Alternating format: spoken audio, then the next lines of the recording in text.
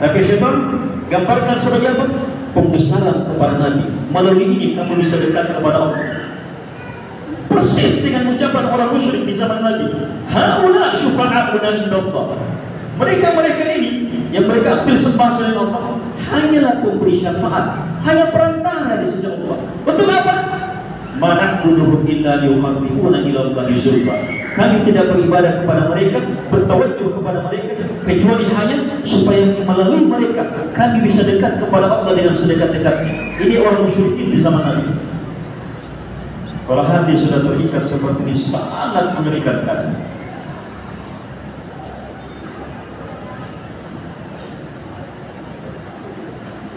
Hati-hati.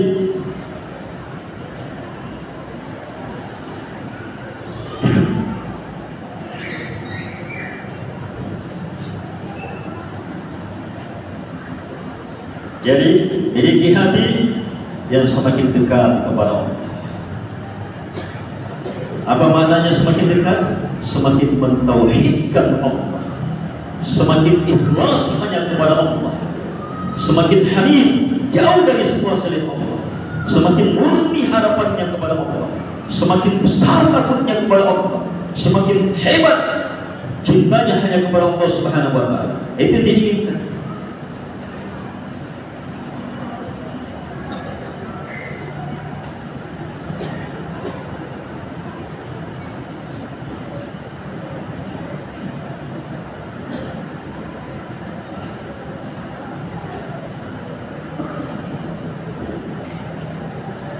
Kemudian beliau menjelaskan wal bu'du minallahi maratib.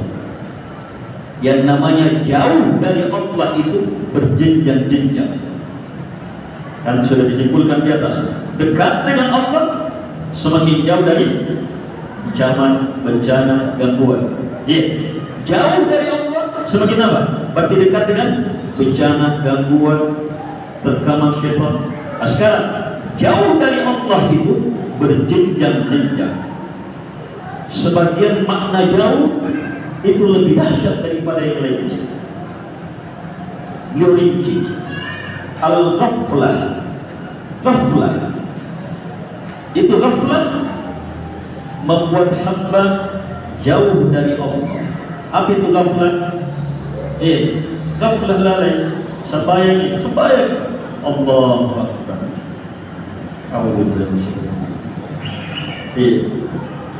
Kemudian sampai apa membaca supaya dua lagi apa supaya ya baca itu ghaflah.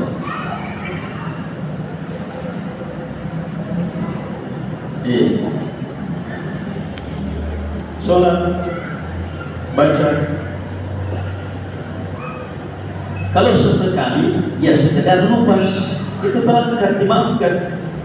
Ini terus-terus. Keumuman sholatnya tidak murah lagi. Sholat tidak sadar. Sholat, semangat sholat, mau sholat, ada asal niatnya, bagus. Ada asal niatnya, bagus. Tapi apa? Ghaflah, lalai dalam sholatnya. Imam Syir bacaan apa rakaat pertama dibaca? Dia tidak tahu.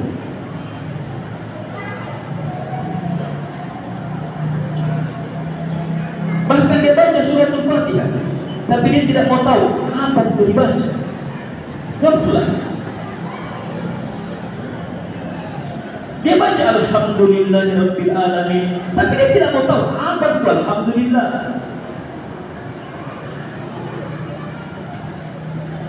Itu ghaflah. Itu membuat jauh dari Allah. Tapi ada yang lebih jauh lagi. Kata beliau, wa bu'dul ma'siyat a'zamu min bu'dil ghaflah. Jauh dari Allah dalam bentuk maksiat, tidak taat kepada Allah, melanggar larangan Allah, tidak mau melakukan perintah Allah, itu maksiat. Jauh dengan maksiat itu lebih mengerikan lagi dari jauh dari Allah dalam bentuk ghaflah.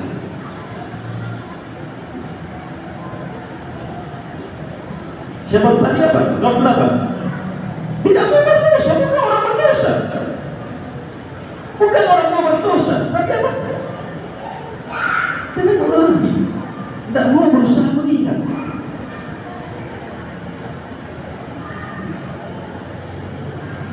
Hadir taklim. Hadir taklim. Tapi jadi apa?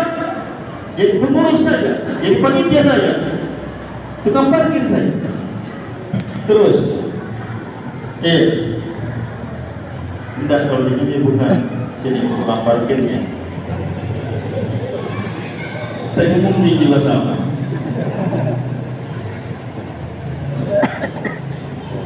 Materi taklim apa? Tapi mau, sudah ada keinginan baik, tapi ghaflah membuat jauh.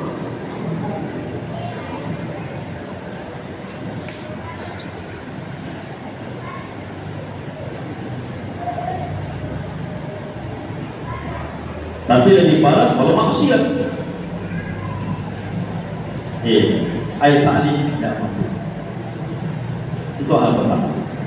Itu apa bantu Pak? Itu maksiat. Itu lebih jauh.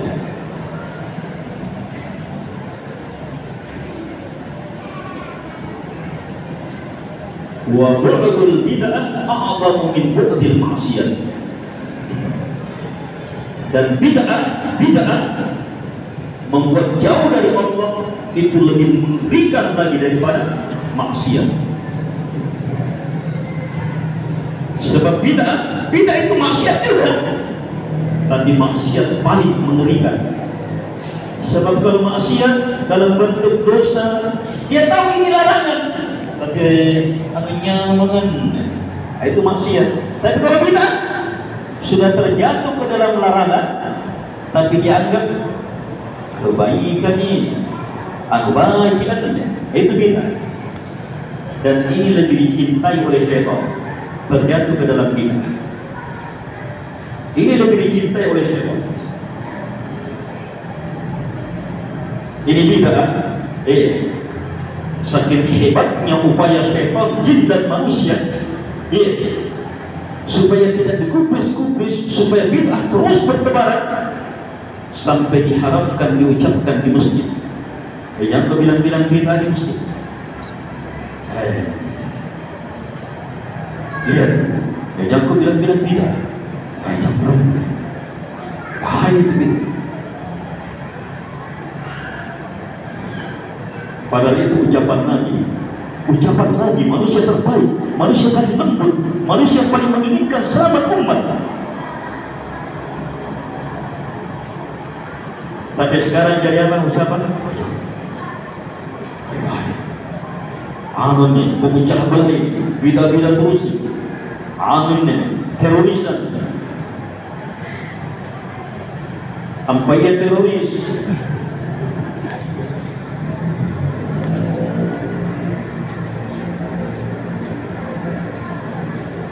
Berapa banyak orang yang menuduh teroris, dia justru terorisnya. Perusak penguasa. Dekat dengan penguasa untuk menguasai penguasa. Tujuan teroris membuat kekacauan, membuat perpecahan.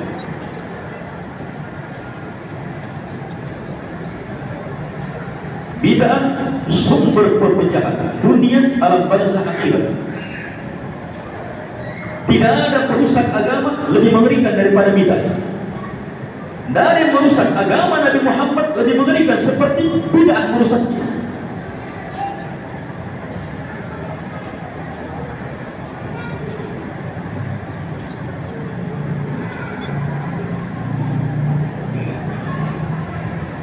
Harusnya bid'ah itu dicintai. Kalimat ini dicintai karena ada yang mengingatkan kita, sebagaimana kita mencintai sunnah kawan. Ini petunjuk Nabi, alhamdulillah. Ini mencontoh Nabi, alhamdulillah. Tapi sekarang kata sunnah pun, sunnah itu pokoknya yang sunnah teroris. Sunnah itu bahaya. Sunnah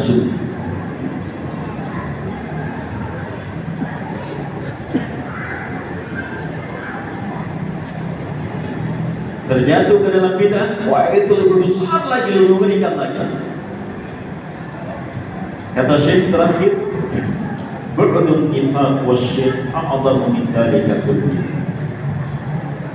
Kemunafikan dan kesyirikan menjauhkan dari Allah lebih mengerikan lagi daripada semua tadi.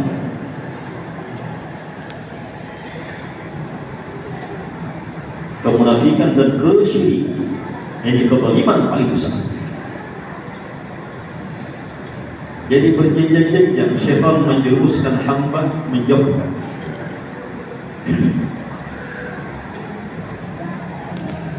Kalau kita telah tahu ini, gimana caranya berlepas? Abdillah ya.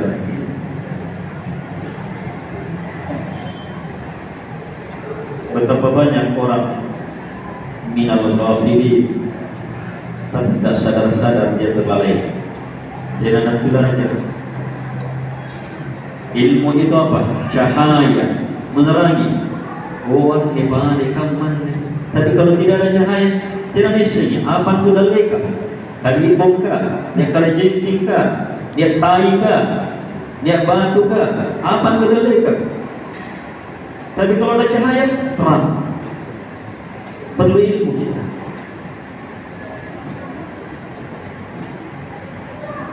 Makanya majelis ilmu paling dibenci syaitan. Majelis ilmu, syaitan, jin dan manusia paling benci majelis ilmu. Paling benci majelis ilmu. Majelis ilmu yang sebenarnya, yang mengingatkan bahaya ghaflah, bahaya maksiat, bahaya bid'ah, bahaya kemunafikan, bahaya kesyirikan, bahaya kekafiran. Tapi kalau majelis ilmu sekedar duduk-duduk, amakala, majelis pelawak, sekedar duduk-duduk, ketawa ya wajib, pokoknya ma'aji, ceramah ustazkah, maka lagi nonton Dona Indro Kasino saja.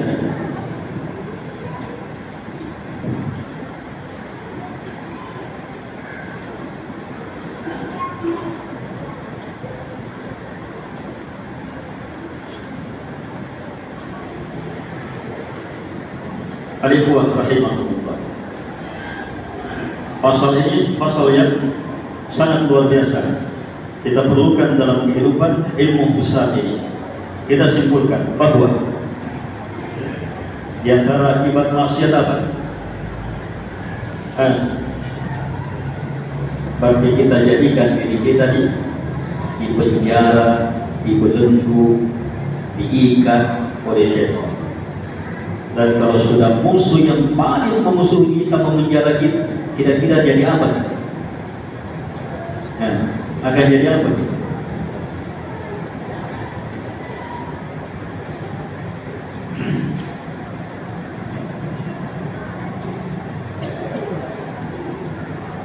Sekarang bagaimana syaitan memenjara? Dengan syahwat sehingga terlalaikan. Dengan maksiat, tinggalkan perintah, ajak ke dalam larangan, dengan bid'ah, dengan kemunafikan, dengan kesyirikan. Pangkalnya adalah dijauhkan dari Allah.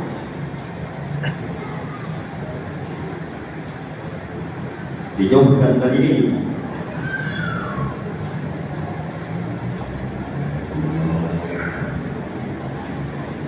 Baik.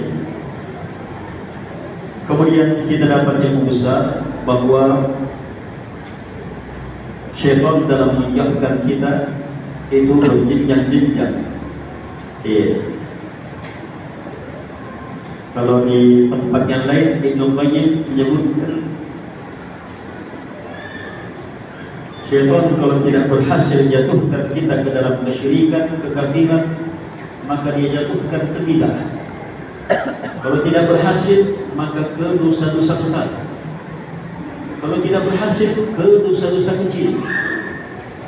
Kalau tidak berhasil, ke yang makruh-makruh. Makruh-makruh. Sehingga terlalai. Kalau tidak berhasil yang makruh-makruh, masih ada? Iya. Dijauhkan dari apa? Dari al-fadil, sehingga sibuk terhadap mafdul. Fadil itu perbuatan baik. Ada dua perbuatan baik. Perbuatan baik pertama, pahalanya 1000. Perbuatan baik kedua, pahalanya 10. Syaitan tidak berhasil merumuskan kita ke dalam makruh, maka ia lakukanlah keutamaan, tapi diarahkan yang 10 saja. Yang 10 saja. Kalau sudah sering-sering di sini 10 ini gampang lalai masuk ke yang makruh. Sering-sering di makruh, iya, gampang masuk ke dosa-dosa kecil. Sering-sering dosa kecil, ajak ke dosa besar. 1-2 dosa besar, masuk ke bidah, masuk ke syirik. Di tempat yang lain, Ibnu Qayyim menjelaskan begini. Maksiat itu asalnya 3. 1, tunduk taat terhadap kekuatan marah. Itu tadi kita bilang pemarah. Sepede-sepede udang purukut, ada purukut. Bukan sekedar udang purukut. Kalau di dalam udang purukut, kan rasa kita purukut. Dia kekuatan amarahnya, dia kalah sama kekuatan amarah. Itu sumber bencana yang ujung-ujungnya kemana? Pembunuhan.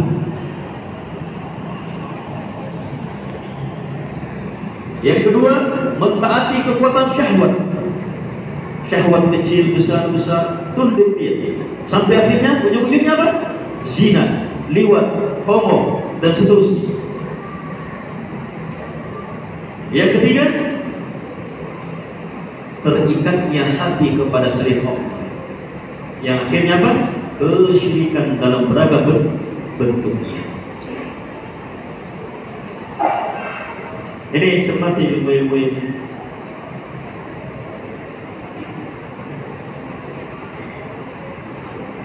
Baik, semoga bermanfaat. Semoga Allah Subhanahu wa Ta'ala senantiasa mengampuni dosa kita, menuntun kita jalannya, semakin mendekatkannya kita kepadanya. Allahumma inna nas'aluka fi'lal khairat wa tarkal munkarat wa husnal masakin wa an taghfir lana wa tarhamna innaka antas samiul alim wal jawadul karim. Sallallahu alaihi wasallam. Wassalamualaikum warahmatullahi wabarakatuh.